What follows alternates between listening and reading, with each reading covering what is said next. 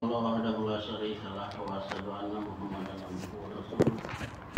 Amma ba'du, a'udzu billahi minasy syaithanir rajim. Bismillahirrahmanirrahim.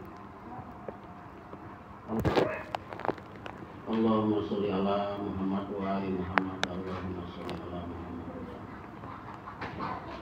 Bapak-bapak, ibu-ibu, adik-adik sekalian, program akbal nasihat banat yang tadi berjalan. Assalamualaikum warahmatullahi wabarakatuh. Dua hari lalu barangkali saya WA Pak Mubarok Mabari Ciseeng hari Minggu mau kemana, bisa ngantar saya enggak ke Walimah Maulana Beliau bilang kayaknya nggak bisa, katanya ada pengajian, kalau nggak Sabtu pengajiannya Minggu. Terus saya tanya, emang pengajiannya jam berapa? Biasanya pagi. Kata saya, diundur saja ngajinya ke jam 2 atau ke jam 4, biar saya juga nanti ikut gitu. Ikut nggak tahunya kan gitu, biar saya juga ikut. Pagi kita ke Paung dulu menghadiri akad walimahnya Pak Uung, karena memang niat ke markas ini pertama menghadiri undangan Pak Uung, karena beliau mengundang dari lama. Sejak masih di Thailand beliau sudah mengundang para sabik untuk hadir, bahkan diagendakan ketemu dengan Pak Amir gitu, karena para sabik ingin ketemu Pak Amir. Tapi tidak mungkin kita ketemu Pak Amir ngobrol banyak dalam acara tersebut kan. Nah, kesini nggak ada satupun yang bisa hadir. Saya harus hadir. Nah, terus yang kedua, dari menghadiri walimah itu ternyata dapat undangan mengisi pelatihan dai khususi MP. Jadwalnya besok jam 10 sampai jam setengah 12. Masih diberi kepercayaan untuk menurunkan ilmu kepada para dai MP. Alhamdulillah. Jadi tidak ada agenda hari ini ngisi di sini. Cuman Pak Mubarok aja tiba-tiba saya dikasih tahu, dengan rahmat dan ridho Allah kami selaku sekretaris tarbiyat mengharapkan kehadiran Bapak Ibu pada acara pengajian gabungan hari tanggal Minggu jam 16 Masjid Komplek BPP, pengajian gabungan narasumber Haji Maulana Saiful Uyun. Bukan, kaget saya. Jadi sebenarnya tadinya karena saya memundurkan jadwal, saya sekalian ikut biar tahu juga Ciseeng hari ini, karena Ciseeng tahun 2019 itu saya kan dulu 2019 di markas, suka kesini, belum ada Pak Mansur waktu itu. Sudah ya? Sudah. Kalau saya sering bolak-balik. Waktu itu belum terlalu banyak. Ini Vicky juga belum di sini kalau setahu saya waktu itu. Nah, jadi pengen lihat juga, dan kebetulan markas itu masuk dalam daftar kunjungan PPMA bidang tarbiyat, Pak. Karena kalau laporannya rutin, dalam 8 bulan terakhir itu Januari rutin ya laporan bulanan. Cuman jumlah isinya itu yang laporan perorangannya yang nihil. Tapi Ciseeng nggak masuk. Nah, karena nggak masuk mungkin sudah full kalau Ciseeng. Jadi yang masuk daftar kunjungan itu Depok sama Kemang gitu. Ya, Depok sama Kemang. Nah, jadi itu sedikit latar belakangnya sore hari ini saya hadir di sini. Jadi tidak direncanakan mengisi acara, tadi nama cuma ngikut saja. yang ngisi mah tetap Pak Mubarok, tapi Pak Mubarok melimpahkan, tapi tidak apa-apa, jadi karunia juga bagi saya. Nah, hari ini Bapak-bapak, tadi temanya sudah disebutkan, program rohani untuk kemajuan Indonesia, perdamaian dunia, dan kemakmuran bangsa. Hari ini pengajian itu serentak di seluruh penjuru tanah air dengan tema yang sama, karena rangkaiannya adalah tasakur 100 tahun Jemaat Ahmadiyah Indonesia. Ada mungkin yang mengadakan kemarin Sabtu ya, ada yang mungkin kebanyakan hari ini yang menyelenggarakan, dan hari ini pun ada yang pagi, ada yang siang, mungkin juga ada yang baru nanti malam. Nah, sesuai dengan tema tersebut, sebelum saya masuk ke materi pokoknya, saya ingin mengajak bapak-bapak dan ibu-ibu mendengarkan tujuan beat yang diselenggarakan oleh Hadrat Masih Maud ya. Jadi dulu itu kan sebelum 23 Maret 1889 Hadrat Masih Maud itu yang pertama diedarkan kepada masyarakat itu adalah 10 syarat baiat masuk dalam jemaah. Kita tahu semua ya, tidak akan mempersekutukan Allah, akan senantiasa menghindarkan diri dari segala macam corak bohong, hina, pandangan birahi terhadap bukan muhrim, aniaya, fasik, huru hara, dan tidak akan dikalahkan oleh hawa nafsu, tidak akan berontak dan tidak akan dikalahkan oleh hawa nafsu. Ketiga, senantiasa akan mendirikan sholat 5 waktu, ditambah salat tahajud, menyampaikan pujian dan sanjungan kepada Allah Ta'ala, sholawat kepada Nabi, gitu ya. Terus ada 10 syarat beat di situ. Nah, sesudah itu beliau juga membuat selebaran lagi. Itu kalau nggak salah selebaran hijau itu 12 Februari diedarkan. Sesudah itu beliau membuat lagi selebaran yang judulnya itu tujuan baiat. Antara lain isinya begini bunyinya. Janji baiat ini bertujuan untuk mengumpulkan orang-orang benar yang tak dapat dipengaruhi dunia dan membawa berkat bagi Islam dengan berkhidmat untuk penyebarannya dengan cita-cita yang sama. Kelompok ini tidak boleh terdiri dari orang-orang Islam yang malas, tak berguna, dan bermulut besar yang melalui perpecahan dan amal buruk mereka telah menyebabkan kerugian tak terhitung bagi Islam serta mengotori wajah Islam yang bersih. Jemaat ini juga tidak boleh terdiri dari orang-orang yang mengisolasi diri, yang tidak mengenal kepentingan-kepentingan Islam dan kebutuhan manusia serta kesejahteraan mereka. Jemaah ini harus terdiri dari orang-orang yang menolong si miskin, menjadi ayah si yatim, dan siap untuk menyerahkan hidup mereka demi pengabdian untuk Islam. Mereka harus berjuang untuk menyampaikan berkat-berkat kepada dunia sehingga air kecintaan Allah dan pengabdian kepada sesama manusia menyatu di bumi. Allah telah merencanakan agar jamaah ini mewujudkan kemuliaan dan kekuasaannya. Dia akan memberkati mereka sehingga dunia dapat menyaksikan kecintaan baru pada Tuhan, tobat dari dosa, kesalehan sejati, kedamaian, niat baik, dan kesejahteraan manusia. Maka kelompok ini akan terdiri dari orang-orang yang didukung oleh Rohul Kudus.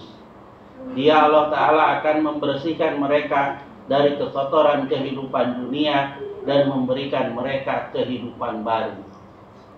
Dalam nubuatan-nubuatannya yang penuh berkat, Dia telah menjanjikan kepada saya, Dia akan memperbesar jemaat ini berlipat ganda. Ribuan orang yang taat akan menggabungkan diri. Dia akan memelihara dan mengembangkan mereka sampai jumlah dan kekuatan mereka akan terlihat mencengangkan bagi para pengamat. Mereka akan menerangi dunia seperti cahaya yang ditempatkan di atas bukit, dan mereka akan menjadi contoh karunia-karunia Islam. Anggota-anggota jemaat yang benar-benar patuh akan unggul di atas penentang mereka, dan akan selalu muncul di antara mereka sekelompok orang yang akan dipilih Allah Ta'ala untuk mendukungnya sampai dunia berakhir. Inilah yang diinginkan Tuhan kita yang Maha Kuasa. Dia Maha Kuasa dan melakukan apa yang Dia inginkan, karena semua kekuasaan dan kemampuan adalah miliknya. Selebaran Hijau, Kadian 4 Maret 1889. 20 hari sebelum baiat pertama di Kadian ini diedarkan. Nah, karena kita ini kan mau 100 tahun nih, bapak-bapak dan ibu-ibu, kita harus kembali ke hitoh ini ya. Ke hitoh dari tujuan kita baiat ini. Ya, termasuk kita juga harus kembali ke hitoh evaluasi diri kepada 10 syarat baiat. Apakah dalam 100 tahun masa kita ini kita sudah masuk dalam golongan jemaatnya ataukah belum? Oleh karena itulah mari kita muhasabah diri gitu. Dalam tasakur 100 tahun ini kita harus bermuhasabah. Ya. Untuk apa? Supaya kita dalam 100 tahun itu masuk dalam kategori kriteria jemaat yang diakui oleh Hadrat Masih Maun.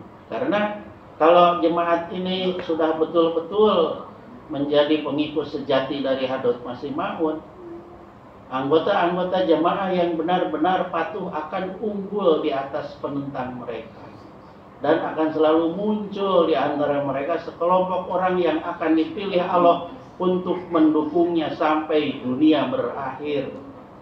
Saya teringat ketika SKB terbit, bukan SKB ya, tiba-tiba Gus Dur yang sedang sakit pun minta keluar rumah sakit, dan beliau menyampaikan ke media kalau Ahmadiyah dibubarkan, saya yang akan membelanya.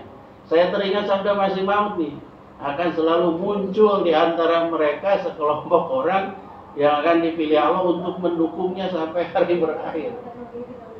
Padahal Gus Dur waktu itu sedang sakit. Oh, ini rupanya yang disabdakan Masih Maud. Terus muncul lagi Adnan Buyung yang membela jemaat. Kalau saya teringat nih, oh ini rupanya ini. Sampai beliau kan membela jemaat tanpa kita harus mengeluarkan uang untuk beliau. Ya. Nah, jadi ini yang seperti ini saya sudah menyaksikan berulang-ulang. Nah, oleh karena itu, kalau tadi beliau pun mengatakan bahwa dalam nubuatan-nubuatan yang penuh berkat, dia telah menjanjikan kepada saya, dia akan memperbesar jemaat ini berlipat ganda. Ribuan orang yang taat akan menggabungkan diri. Dia akan memelihara dan mengembangkan mereka sampai jumlah dan kekuatan mereka akan terlihat mencengangkan bagi para pengamat. Mereka akan menerangi dunia seperti cahaya yang ditempatkan di atas bukit, dan mereka akan menjadi contoh karunia-karunia Islam. Jadi rahasia dari kemajuan jemaat itu sebenarnya ada di dalam perubahan spiritual yang ada pada diri kita. Makanya kita saat ini 100 tahun. Ya, jemaat ini kita genap 100 tahun. Kita perlu muhasabah diri. Mudah-mudahan kita sudah masuk dalam kategori jemaatnya. Kalau belum, kita ayo berusaha bersama-sama gitu, untuk masuk dalam kelompok jemaat yang dicanangkan oleh Masih Maud gitu. Kan gitu Pak. Kenapa Desember, saya sedikit ingin cerita. Kemarin di Suara Ansor juga saya sudah menulis tuh, mungkin sudah baca yang embrio jemaat Ahmadiyah itu lahir di Tapak Tuan Aceh gitu ya. Jadi kan sekarang kalau saya lihat semua masuk ke itu, ke mana, mau masuk ke markas. 100 tahun Jemaat Ahmadiyah di Indonesia. Kalau saya enggak, 100 tahun Jemaat Ahmadiyah Indonesia. Bukan di Indonesia saja, tapi Jemaat Ahmadiyah Indonesia. Kenapa? Karena embrio Jemaat Ahmadiyah Indonesia itu lahir Desember 1925 dengan beatnya 13 orang. Nah, dalam proses kan itu melalui proses panjang itu. 1927 terbentuk cabang Ahmadiyah di Padang, 1935 terbentuk di Jakarta, 1940 berapa itu terbentuk kepengurusan pengurus besar, 1949 terus disepakati dari Ahmadiyah Departemen Indonesia diganti menjadi Jemaat Ahmadiyah Indonesia. Kan gitu. Lalu tahun 53 didaftarkan dan diakui oleh negara sebagai badan hukum. Jadi Jemaat Ahmadiyah Indonesia itu memang secara badan hukum belum 100 tahun. Tapi embrionya sudah lahir 1925. Jadi kalau menurut saya Jemaat Ahmadiyah Indonesia itu sudah 100 tahun gitu. Ya, karena embrionya itu lahir di Tapatuan Aceh, sama seperti 40 orang beat pertama di Ludhiana, India, itu adalah embrio dari Jemaat Ahmadiyah. Hadrat Masih Maud memberi nama Ahmadiyah tahun berapa coba? Hah? Memberi nama Ahmadiyah apa pada saat beat pertama? Tidak. 1901, 12 tahun kemudian. Ketika waktu itu pemerintah menginventarisir nama-nama organisasi. Nah, lalu beliau memberi nama Jemaat Ahmadiyah. Gitu. Tapi beat pertama Ludhiana itu dihitung tonggak sejarah berdirinya Jemaat Ahmadiyah. Gitu. Jadi 100 tahun Jemaat Ahmadiyah itu bukan 1991, tetapi 1989. Nah, beat pertama Tapatuan juga itu adalah tonggak sejarah berdirinya Ahmadiyah. Maka 2025 ini Ahmadiyah genap 100 tahun gitu. Nah, jadi ini sekilas sejarah mengenai jemaat yang harus kita ketahui bersama ya. Dan kita harus bangga Jemaat Ahmadiyah Indonesia bisa sampai mencapai usia 100 tahun. 100 tahun itu bukan waktu yang sebentar, Pak. Rata-rata umur manusia itu ya paling tinggi sekarang malah 50, 60 sudah innalillahi gitu ya. Kalau orang-orang masa lalu ada yang 100 tahun, 120 tahun ada. Sekarang yang 90 tahun, di atas 90 tahun masih ada. Ya, saya kemarin ketemu anggota Ansor di Banjarnegara, usianya sudah 92 tahun. Satu kerjanya hanya ngaji aja, Mbah Pono. Ya, ngaji saja. Sehari itu bisa 5 juz. Karena dari pagi, siang, nanti sampai malam terus ngaji. Karena nggak ada kegiatan lagi. Nah, jadi dalam 1 bulan itu beliau bisa menamatkan Al-Quran 6 kali khotam. Pak Mbah Pono itu luar biasa ya. Nah, itu perlu kita juga menjadi menjadi motivasi bagi kita, karena yang sepuh sudah begitu renta masih bisa membaca Al-Quran sampai sebanyak itu. Kita yang muda-muda harus lebih daripada itu. Jadi 100 tahun itu bukan waktu yang sedikit. Dan satu karunia yang besar, kita bisa ditakdirkan oleh Tuhan menjadi saksi sejarah 100 tahun Jemaat Ahmadiyah Indonesia. Luar biasa, ya. Akan tetapi ada PR bagi kita, ya, dalam 100 tahun. Dan Bujur juga sudah memberikan petunjuk kepada kita, yaitu ada, kalau saya membacanya itu menyimpulkannya ada 13 titah halifah dalam rangka menyambut 100 tahun Jemaat Ahmadiyah Indonesia, ya. Yang pertama itu adalah sholat 5 waktu. Ini yang harus kita perhatikan. Semua badan dalam jemaat dari Ansor, Hudang, Lajnah kan selalu diminta laporan perorangan tuh. Pertanyaannya juga mungkin sama. Apakah Anda sholat? Kan gitu? Ya, di LI gitu juga ya, Bu. Di Lajnah, di Hudang sama pertanyaannya kan? Apakah Anda sholat berjamaah? Kan gitu? Saya kemarin dapat itu dari, tadi saya buka-buka nggak ketemu, dari Tarbiyat PPMA mengenai aktivitas harian, aktivitas kerohanian, sholat berjamaah, sholat 5 waktu, sholat berjamaah, baca Quran, berzikir dan istighfar, membaca doa-doa Rasulullah, membaca Asmaul Husna, membaca sholawat Nabi, ya.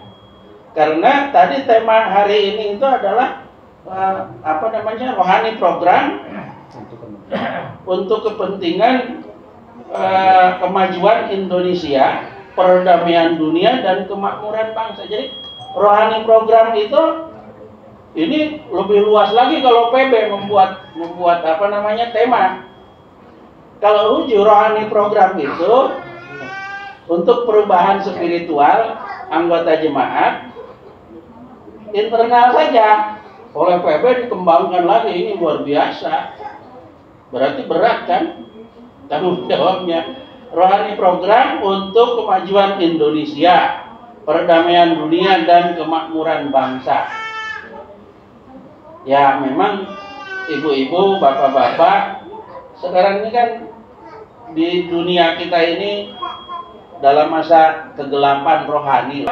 Kita sebagai warga negara juga punya tanggung jawab moral untuk memperbaiki itu. Tapi dengan cara apa? Karena kita mah tidak punya kuasa. Ya dengan perubahan spiritual yang ada pada diri kita. Karena perubahan secara menyeluruh itu akan dimulai dari perubahan individu-individu. Kalau pada setiap kita individu terjadi sebuah perubahan, maka dan perubahan itu kita tularkan kepada anggota keluarga kita, terus menyebar gitu. Nah, itu perubahan itu menjadi menasional. Nah, jadi kunci perubahan nasional itu dimulai dari individu-individu. Kalau pada diri individu tidak terjadi perubahan menuju perbaikan, maka selamanya tidak akan terjadi perubahan. Nah, kita jemaat sekarang punya tanggung jawab moral yang sangat tinggi untuk membangun kemajuan bangsa, membangun perdamaian dunia. Dari mana? Mulai sesuai dengan kemampuan kita dari diri kita sendiri. Terkait sekarang kita menyongsong 100 tahun Hujur memerintahkan ada 13 perintah. Salat 5 waktu, sholat berjamaah, baca Quran, berzikir dan beristighfar, membaca doa-doa Rasulullah, membaca Asmaul Husna, dan rohani program. Rohani program juga ada yang khusus tasakur sahabat, yang dibuat oleh Bapak Amir tuh. Bukan rohani program seabad Ahmadiyah yang dulu, bukan. Ada yang khusus itu. Kemudian membaca sholawat Nabi, sholat tahajud setiap hari. Hujur sekarang malah mengajarkan setiap hari itu 1 jam. Ya, masing-masing setiap hari 1 jam. Terus yang mingguannya oleh taklim PB dianjurkan supaya berjamaah. Sekarang alhamdulillah ada di Tarbiyat PP maksud saya itu ada banyak perubahan ya, ada banyak program yang harus dilaksanakan oleh kita berkait dengan tarbiyat. Dan itu kita harus sukseskan karena itu sesuai dengan titah Khalifah, karena kita ingin memasuki 100 tahun itu titah-titah Khalifah ini kita amalkan.